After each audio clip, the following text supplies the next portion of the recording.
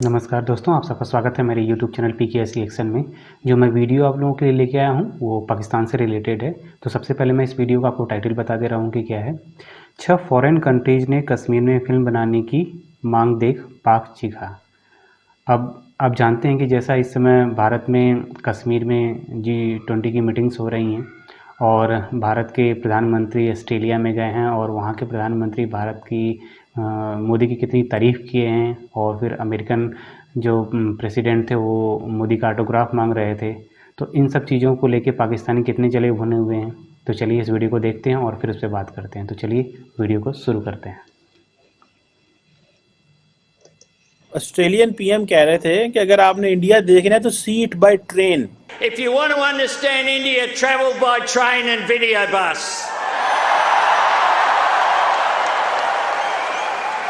और वो जैसे होता है ना बापू टाइप स्टाइल जैसे गांधी साहब का था वो बनने जा रहे। सो प्राइम मिनिस्टर मोदी की पॉलिटिक्स, उनके ये foreign policy initiatives. International films की शूटिंग होने वाली है इस वक्त जम्मू कश्मीर के अंदर। ये डिसाइड कर लिया गया है, ये फैसला ले लिया गया है। अब नेक्स्ट स्टेप क्या होगा? हॉलीवुड मूवीज यहां पे शूट होंगी, बॉलीवुड की तो हो ही रही मूवी शूट यहां पे। मोदी साहब का आसमानों पे नाम लिखा जा रहा है।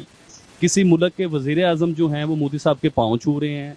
अमेरिकन जो सदर हैं वो मोदी साहब को प्रोटोकॉल दे रहे हैं और मोदी साहब को बॉस कहा जा रहा है। बिग बॉस जो होते हैं ना, उन्हें बॉस कहा जा रहा है। और उसके बाद जो ऑस्ट्रेलिया में गए हैं वहां पे जिस तरीके से उनका 20,000 लोगों ने उनका इस्तेमाल किया, रिमार्केबल। और फिर उन्होंने कहा कि ही इज अ बॉस। और उसके बाद इसी उन्होंने कहा कि ब्रूस लिविंगस्टन को इतना प्रोटोकॉल नहीं मिला जो मोदी जी को मिला है वहां पे। Modi ji is the boss. अब ये सुमित पीर नहीं कह रहा, ऑस्ट्रेलिया के प्रधानमंत्री कह रहे। जब मैं कहता था तब तो कहते भाई आपके कहने से क्या होता है। आज जो देश दुनिया की फास्टेस्ट ग्रोइंग लार्ज इकोनॉमी है वो है भारत। वो है मुझे ये बताइए कि वो इंडिया का कश्मीर है, उसके साथ आपका लेना देना क्या है? मुझे ये बताइए कि आप कैसे कहोगे तो G20 की मीटिंग नहीं होगी। सब के सब हिले हुए हैं जितने भी पाकिस्तानी हैं, उनको समझ में ही नहीं आ रहा कि हो क्या रहा है। नमस्कार दोस्तों, आप सब जानते हैं कश्मीर में इस वक्त G20 की मीटिंग चल रही है। इसी दौरान कश्मीर के लिए एक और बड़ी खबर आ रही है और वो ये है कि अब भारत के साथ साथ विदेशी देश भी कश्मीर में आकर के अपने फिल्म्स की शूटिंग करने वाले हैं। जैसे कि दोस्तों आप सब जानते हैं हमारी भारतीय सरकार कश्मीर को पूरी दुनिया भर में प्रमोट कर रही है। तो इसी दौरान हमारी भारतीय सरकार ने विदेशी देशों के सामने एक बड़ा प्रस्ताव रखा। उन्होंने कहा कि विदेशी देशों को कश्मीर में आकर के अपनी मूवीज की शूटिंग करनी चाहिए, क्योंकि कश्मीर की खूबसूरती इतनी अच्छी है कि वे बाहर के विदेशी देशों की खूबसूरती को कोसों दूर छोड़ देगी और कश्मीर उन्हें बाकी देशों के मुकाबले काफी सस्ता भी पड़ेगा। तो दोस्तों इन सब बातों को सुन करके अब 7 विदेशी देश जैसे कि स्पेन, नाइजीरिया, मॉरिशस भारतीय सरकार से बात कर रही है। जैसे कि स्पेन, नाइजीरिया, मॉरिशस भारतीय सरकार से बात कर रही है अपने मूवीज को कश्मीर में शूट करने के लिए। और ये खबर सुनकर अब तक हमारा पड़ोसी देश बौखलाहट में जलते हुए आग में कूद गया होगा। तो चलिए दोस्तों इसी पर हमारे पड़ोसी देश का रिएक्शन देखते हैं। ऑस्ट्रेलियन पीएम कह रहे थे कि अगर आपने इंडिया देखना है तो सी इट बाय ट्रेन। जी ट्रेन में देखें, उसकी क्या वजह, लॉजिक क्या है? ट्रेन क्या इंडिया का जो ट्रेन नेटवर्क इम्पोर्टेंट है या वो चाह रहे थे कि इंडिया बहुत बड़ा है तो started from one side? What is the logic या के इसमें क्या है? इसमें बेहतरीन सवाल पूछा आपने चीमा साहब, थैंक यू वेरी मच। मैं आपको बताऊं, चीमा साहब को समझ में नहीं आ रहा है। ऐसी कंट्री है जहां पहाड़ भी है, जहां झरना भी है, जहां समंदर भी है, जहां रेगिस्तान भी है और जहां फॉरेस्ट भी है, जहां नेशनल पार्क भी, जहां सब है। All varieties of tourism are available. दुनिया की सबसे महंगी ट्रेन पैलेस ऑन व्हील्स और उससे भी महंगी ट्रेनें जो हैं हमारे यहाँ चलती है, जिसकी टिकट 10-12 लाख की भी होती है महीने की। वहाँ पूरा आपको राजस्थान ये से राजवाड़ा, रेगिस्तान ये सब घुमाते हैं। The most palatial trains in the world are run in India. 5 ट्रेनें ऐसी हैं, या 6 हो गई है अब। और आपकी अगर आज बोलेंगे तो आपको अगले साल की बुकिंग मिलेगी, लिमिटेड कैपेसिटी की। Most expensive trains are run in India. हमारी वंदे भारत जो ट्रेन है उसको मैं मिनी बुलेट ट्रेन कहता हूँ। इतनी कॉस्ट पे ये ट्रेन बनाना is a marvel. It is much ahead than Euro rail. फिर आपको कश्मीर में बर्फ देखनी हो, वो आपको बिगेस्ट रेलवे ब्रिज देखना हो in the world, you go to Kashmir. आपको रेगिस्तान देखना, you go to Rajasthan on palace on wheel. You want to feel royalty, you want to feel like pampered as a prince, you take palace on wheels और some other train. आपको Rajaji national park देखनी है, आपको रणथंभौर देखना, तो उसके लिए आप एक और ट्रेन लें. आपको गोवा, बॉम्बे से गोवा जो जाती है, कोंकण रेलवे जाता है, पूरा समंदर आपके एक साइड में, पूरा समंदर एक साइड में, और पहाड़ियों उनमें से जाती हुई ट्रेन जानी है. आपको चेन्नई के पहाड़ देखने, तो आप चेन्नई की ट्रेन में बैठिए. आपको कन्याकुमारी देखनी, वहां देखिए. रान ऑफ कच्छ देखना, वहां जाइए. आपको नॉर्थ ईस्ट देखना है, सिक्किम देखना, मिजोरम देखना है, वहां ट्रेन में बैठिए. आप कालका से शिमला जाइए, कहीं I think 70-72, if my memory works, अब तो काफी टाइम हो गया, 70-72 टन ले आती है, और एक छोटी ट्रेन चलती है. इसमें काफी पिक्चरों की शूटिंग आपने बॉलीवुड में देखा होगा, वो ट्रेन दिखती है. तो अगर भारत को देखना, भारत को फील करना, जहाज तो चीमा साहब अब साइबेरिया के ऊपर उठे या शाहजहांपुर के ऊपर, जहाज तो सेम ही लगता ना, आसमान तो सेम है. पर अगर आपको वैरायटी देखनी, आपको ह्यूमैनिटी देखनी, आपको सिविलाइजेशन देखना, आपको इतिहास देखना, आपको सभ्यता देखनी, आपको डाइवर्सिटी देखनी है, you have to get in a train that takes you nearest to the reality. And we have the luxury trains, we have the budget trains, we have Vande Bharat, we have all kinds and types of trains as per your suit and pocket. That is what the Australian Prime Minister meant. इतनी variety, इतनी option और इतनी royalty. दुनिया में कहीं नहीं, सस्ती से सस्ती ट्रेन हमारे यहाँ, महंगी से महंगी ट्रेन. दुनिया की सबसे सस्ती ट्रेन भी हम चलाते, दुनिया की सबसे महंगी ट्रेन भी हम चलाते. और भारतीय रेलवे सेकंड या third biggest railway network is in the whole world, Cheema Sahab. और वही नहीं, it consumes 2% of the national power, one of the biggest employers in the world, right? Now we are 99% electrified, हमने सारे routes कर दिए हैं. We have bio toilets, we have upgraded the railway, और अब railway stations पे we are making those what you call experience zones. और Indian Railway is the only one of the richest companies in the world, क्योंकि जितने land banks railway के पास उतने किसी के पास नहीं है.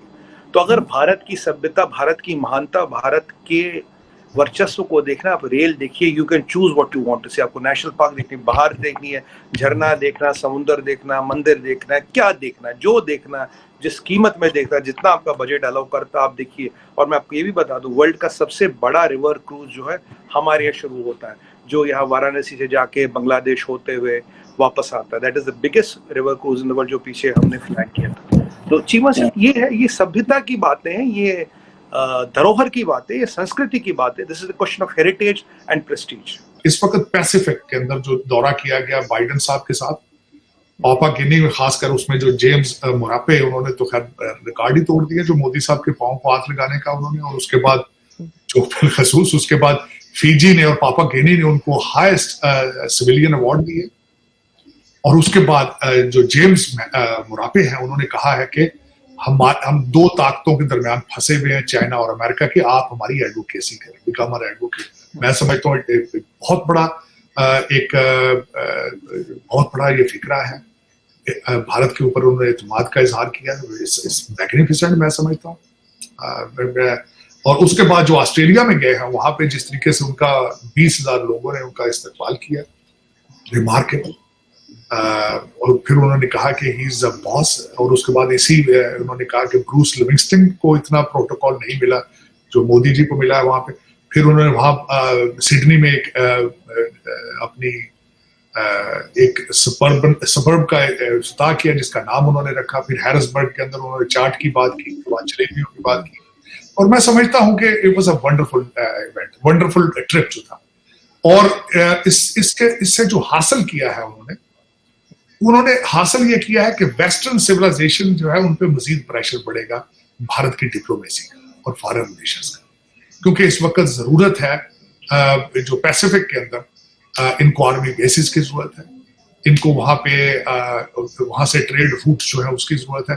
और अमेरिका और वेस्टर्न कंट्रीज जो है, दे आर अंडर प्रेशर, और बिलखसूस यूक्रेन के हवाले से. और उन पे मैं समझता हूँ कि इनका इन्फ्लुएंस मजीद बढ़ेगा अमेरिका के अंदर. अमेरिका मजीद इनके रोक के नीचे आएगा, इनके साथ रिलेशनशिप मजीद चलेगा, ताकि वहां पे उसमें पैसिफिक में मजीद अमेरिका और वेस्टर्न कंट्रीज जो है चाइना के खिलाफ इकट्ठे हो सके. तो भारत की अहमियत जो है वो मजीद बढ़ेगी. इसमें मैं समझता हूँ वंडरफुल. तो यहाँ पे दोस्तों वीडियो ख़त्म हुआ.